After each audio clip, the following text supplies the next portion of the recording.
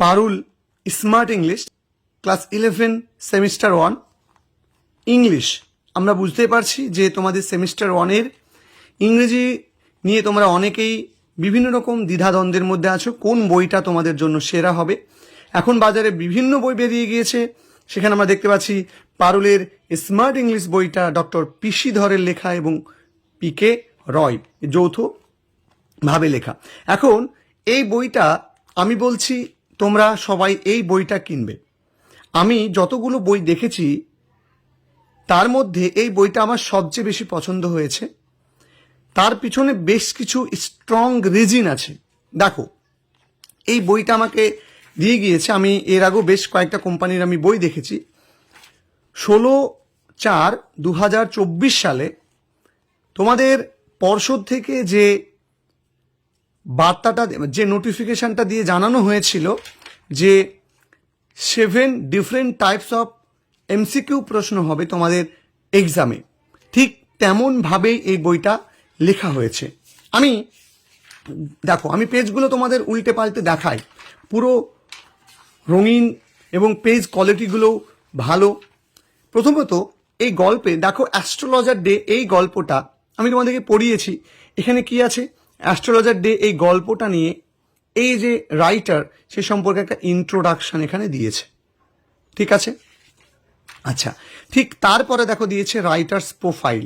Writers profile বলতে এখানে একটা ইন্ট্রোডাকশন দেওয়া হয়েছে, ঠিক তারপরে একটা রাইটার্স প্রোফাইল দেওয়া হয়েছে। এখানে রাইটার সম্পর্কে যাবতীয় তথ্য দেওয়া আছে। ঠিক তারপরে আছে সামারি, অর্থাৎ গল্পটার বিষয়বস্তু এখানে ছোট্ট করে আলোচনা করে দেওয়া আছে। ঠিক তারপরে গল্পের টাইটেল বা নামকরণ দেওয়া আছে। ঠিক তারপরে দেখো ক্যারেক্টারগুলোকেও এখানে ব্রিফলি কিন্তু আলোচনা করে দেওয়া আছে, যেগুলো কিন্তু পড়তে গেলে বিশেষভাবে প্রয়োজন হবে। সেই সঙ্গে ক্রিটিক্যাল অ্যানালাইসিস দেওয়া আছে। ক্রিটিক্যাল অ্যানালাইসিসও কিন্তু তোমার পড়ার জন্য অত্যন্ত জরুরি, কারণ গল্পটাতে কি বলতে চেয়েছে, কোথায় কি আছে, গল্পটার মূল ভাবটা কি, সব কিছু এই ক্রিটিক্যাল অ্যানালাইসিস থেকে আমরা বুঝবো। দেখো, টিচিং অফ দ্য টেক্সট, এই টেক্সট থেকে আমরা কি শিক্ষা পেতে পারি সেটা সম্পর্কে আলোচনা দিয়েছে। প্রত্যেকটা লাইনের, প্রত্যেকটা ওয়ার্ডের প্রনাউন্সিয়েশন দিয়ে দিয়েছে। দুর্বল ছাত্রছাত্রীদের জন্য এটা বিশেষভাবে হেল্প হবে। সেই সঙ্গে ঠিক তার পাশে প্যারা প্যারা করেই কিন্তু আলাদা করে তোমাদের অর্থ দেওয়া আছে। তারপরে এই যে যতটুকু অংশের আলোচনা দেওয়া আছে ততটুকু অংশের উপর বেশ করে ওয়ার্ড নোটস এবং অ্যানোটেশন দেওয়া আছে। এখানে বাংলা অর্থ, বাংলা উচ্চারণ এবং তার পাশাপাশি সিনোনিমাস যে ইংলিশ মিনিংগুলো সেগুলো দেওয়া আছে। ফলে আমি বলবো যে যেহেতু এমসিকিউ প্রশ্ন তোমাদের হবে, হয়তো ভার্মিলিয়ন অপশনে না থেকে থাকতে পারে a brilliant red pigment made from mercury sulphide, ঠিক আছে, বা সিনোভার। এই যে জায়গাটা, এরকম করেও কিন্তু তোমার পরীক্ষাতে কিন্তু এমসিকিউ সেট আপ হতে পারে। তার জন্য এই বইটা বিশেষ বিশেষ কিন্তু গুরুত্বের দাবি রাখে। কেন আমি বইটাকে এগিয়ে রাখছি, এই বইটার সবচেয়ে গুরুত্বপূর্ণ দিক হলো ফ্যাক্ট ফাইল। এই ফ্যাক্ট ফাইলটা এত দারুণ করেছে যে এই গল্পটা নিয়ে তোমাদের মনের মধ্যে জাগা বিভিন্ন প্রশ্নগুলো কিন্তু এই বইটা তুমি এই ফ্যাক্ট ফাইল অংশটা পড়লে কিন্তু পেয়ে যাবে। দেখো, এখানে জনরা দিয়ে দিয়েছে, জিস্ট, গল্পটার জিস্টটাকে আবার আলোচনা করেছে, ক্লাইম্যাক্স সম্পর্কে বলেছে, গল্পটা শেষ মুহূর্ত, ক্রান্তি মুহূর্ত সম্পর্কে বলেছে, কবিতাটা কোন পয়েন্ট, গল্পটা কোন পয়েন্ট অফ ভিউ থেকে নেওয়া হয়েছে, গল্পের মূল প্রোটাগনিস্ট কে ছিল, সমস্ত কিন্তু এখানে বলা হয়েছে। আর কে নারায়ণ সম্পর্কে তথ্য দেওয়া হয়েছে আবার। ঠিক তারপরে দেওয়া হয়েছে প্লট পয়েন্টস, অর্থাৎ কাহিনী সূত্র, পরপর কাহিনীগুলোকে এখানে ছোট্ট করে দেওয়া আছে। গল্পের সেটিং, কোন সেটিংয়ে গল্পটা লেখা হয়েছে, অর্থাৎ গল্পের প্রেক্ষাপটটা কি সেটা আলোচনা করা আছে। সেই সঙ্গে দেখো কি সিম্বলস, এখানে বিভিন্ন রকম সিম্বল ব্যবহার করা হয়েছে, প্রতীক ব্যবহার করা হয়েছে, সেগুলো এই বইটাতে দেওয়া আছে।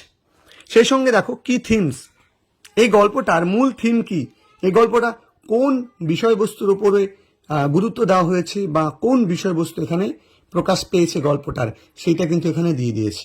ঠিক তারপর এখানে গল্পটার জন্য নিউমেরিক্যালস যে ডিটেল সেটা এখানে দিয়ে দিয়েছে। দেখো, এখানে বিভিন্ন রকম কিন্তু তথ্য দিয়ে দিয়েছে। এইটুকু পড়লে এই গল্পটা সম্পর্কে যাবতীয় তথ্য তুমি জেনে যাবে। সেই সঙ্গে এই গল্পটা পড়লে যারা ভালো ছাত্র, যারা খুবই ভালো ছাত্র, যাদের শিক্ষক না হলেও হয়ে যাবে, তারা কিন্তু এই বইটা পড়লে তোমাদের কিন্তু প্রাইভেট টিউটরের কাছেও যাওয়ার প্রয়োজন হবে না যারা ভালো ছাত্র। এরপরে সবচেয়ে গুরুত্বপূর্ণ ব্যাপার যেটা, সেটা হলো যে এই বইয়ে 16/4/2024 সালে বোর্ড প্রদত্ত নোটিফিকেশনে যে কোশ্চেন প্যাটার্নের কথা বলা হয়েছিল সেই কোশ্চেন প্যাটার্ন মেনে এই গল্পটা লেখা হয়েছে, মানে এখানকার প্রশ্নগুলোকে সেট আপ করা হয়েছে। দেখো, answer the question, choose the correct options to answer the following question, এবং দেখো দিয়ে দিয়েছে war from is taken the story and astrologer day. কি ধরনের প্রশ্ন না, তো ইনফরমেটিভ প্রশ্ন, আনসার মালগুডি ডেজ। তাহলে এটা কিন্তু খুবই গুরুত্বপূর্ণ, কি ধরনের প্রশ্নের টাইপ সেটাও এখানে বলে দেওয়া হয়েছে। প্রত্যেকটা দেখো অ্যানালাইটিক্যাল মানে বিশ্লেষণধর্মী, ঠিক আছে, কম্প্রিহেনসিভ, ঠিক আছে, দেখো প্রত্যেকটা কিন্তু এখানে বলে দেওয়া আছে, ঠিক আছে। দেখো এইরকম প্রশ্ন তুমি পেয়ে গেলে 60টা মতো। ঠিক তারপরে ফিল ইন দ্য ব্ল্যাঙ্কস টাইপের যে প্রশ্নগুলো বলেছিল সেই টাইপটা পেলে, ওই কোশ্চেনের নাম কি ধরনের প্রশ্ন সেটা তুমি পেলে, ঠিক আছে। প্রত্যেকটা কিন্তু পাশাপাশি বলে দিয়েছে। আমি বইটার বিশেষত্ব বলছি, প্রত্যেকটা ভেঙে ওইভাবে বলা সম্ভব নয়, ভিডিওটা বুক রিভিউ ভিডিওটা অনেক লেন্দি হয়ে যাবে। দেখো 55টা মতো কিন্তু fill in the blanks type দিয়েছে, অন্য বইয়ে কিন্তু এতগুলো করে এমসিকিউ কিন্তু দেওয়া নেই, মানে ফিল ইন দ্য ব্ল্যাঙ্কসের জন্য।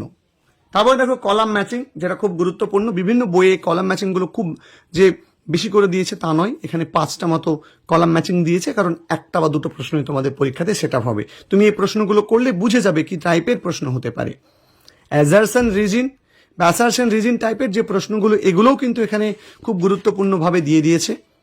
ডায়াগ্রাম বেসড কোশ্চেন, যেটা বিভিন্ন বইয়ে, আমি যতগুলো বই দেখলাম বেশিরভাগ বইয়ে এই অংশগুলো কিন্তু দেওয়া নেই, যেটা পারুল প্রকাশনীর এই স্মার্ট ইংলিশ বইটাতে দেওয়া আছে। এরপরে rearrangement of sentences on prescribe sequence. দেখো এখানে অনেকগুলো সিকোয়েন্স বলেছে, কোনটা তোমাকে সাজাতে হবে সেটা তোমাকে, তারপরে কি হবে এরকম শূন্যস্থান দিয়েছে, বা সঠিক সিকোয়েন্সটা কি হবে, কারেক্ট সিকোয়েন্স ইজ বলে এখানে কিন্তু দিয়ে দিয়েছে। আচ্ছা, তাহলে দেখো এই যে 7 টাইপস অফ কোশ্চেন তুমি কিন্তু পাচ্ছ। দেখো ট্রু ফলস টাইপ কোশ্চেন পাচ্ছ, তারপরে কি পাচ্ছ, তারপরে তুমি পেয়ে যাচ্ছ, দেখো এখানে ট্রু ফলস টাইপের প্রশ্ন বিভিন্ন রকম দিয়ে দিয়েছে, ট্রু ফলস টাইপ। তারপরে দেখো এখানে কি দিয়েছে, কেস বেসড কোশ্চেন। দেখো কেস বেসড কোশ্চেনও কি না, তো নর্মাল দেখো ডাব্লিউএস টাইপের বিভিন্ন রকম প্রশ্ন হয়। Why was the astrologer uncomfortable, এর কারণটা কি, 4টে অপশন দেওয়া আছে, যে কোনো একটা উত্তর হবে। এইভাবে কিন্তু বইটাকে সাজানো হয়েছে। এবং দেখো আমি যদি বলি তোমাদেরকে, যেমন এখানে যেমন দেখো এই গল্পটার ক্ষেত্রে প্যারাগ্রাফ 1, প্যারাগ্রাফ 2, প্যারাগ্রাফ 3 এরকম করে কিন্তু প্রত্যেকটার একটা ফ্যাক্ট ফাইল অংশ দিয়েছে, ঠিক আছে। আচ্ছা, কবিতার ক্ষেত্রেও সেম অ্যাপ্রোচে তোমাদের হবে। আমি দেখো কবিতার ক্ষেত্রে এটা বলছি, কোন কবিতাটা চলে এসেছে দেখো, হ্যাঁ সেকেন্ড কামিং কবিতাটা দেখো, ইন্ট্রোডাকশন সেম অ্যাপ্রোচে লেখা হয়েছে, রাইটার্স প্রোফাইল, সাবস্ট্যান্স, টাইটেল, ঠিক আছে, characters, critical analysis, teaching of the text. তারপর দেখো এবার কবিতাটা শুরু হচ্ছে, কবিতার বাংলা অর্থ, তার সঙ্গে অ্যানোটেশন, যেটা খুব গুরুত্বপূর্ণ এই কবিতার ক্ষেত্রে, বিশেষ করে অ্যানোটেশনটা বেশি প্রয়োজন হয়, ঠিক আছে, খুব ভালো করে দেওয়া আছে। দেখো এতক্ষণ পর্যন্ত তুমি অর্থ পড়েছো এইটুকু, কিন্তু এতগুলো তোমাকে অ্যানোটেশন কিন্তু জানতে হবে, খুব ভালো করে দেওয়া আছে। তারপরে আবার প্রত্যেকটা প্যারার আলাদা করে জিস্ট অংশ যেটা দেওয়া আছে, যেটা পড়লে তুমি গোটা গল্পটার অংশটা তোমার মাথার মধ্যে থেকে যাবে। ফ্যাক্ট ফাইল সেম ভাবে লিখেছে, পোয়েম সম্পর্কে, পোয়েট সম্পর্কে, কবিতার form, structure, metre, rhyme scheme, যেটা খুব গুরুত্বপূর্ণ একটা কবিতার জন্য। কোন কনটেক্সটে লেখা হচ্ছে এটা তো জানা খুব গুরুত্বপূর্ণ, যে একটা কবিতা কোন কনটেক্সটে লেখা হচ্ছে এটা কিন্তু খুব গুরুত্বপূর্ণ, যেটা এখানে দেওয়া আছে, যেটা অন্যান্য বইতে কিন্তু নেই এই অংশগুলো। মিনিং কবিতাটা সম্পর্কে আরো তথ্য দিয়ে দিয়েছে, স্পিকার সম্পর্কে বলেছে, কবিতাটার পটভূমি বলেছে, টাইটেল বলেছে, প্রত্যেকটা স্ট্রেঞ্জার আলাদা করে সারমর্ম কিন্তু এখানে দেওয়া আছে। কি থিমস, কি কি থিম এখানে আছে সেটা বলে দিয়েছে। মিটার রাইম সম্পর্কে এখানে কিন্তু অন্তমিল সম্পর্কেও কিন্তু তথ্য কিন্তু দেওয়া আছে।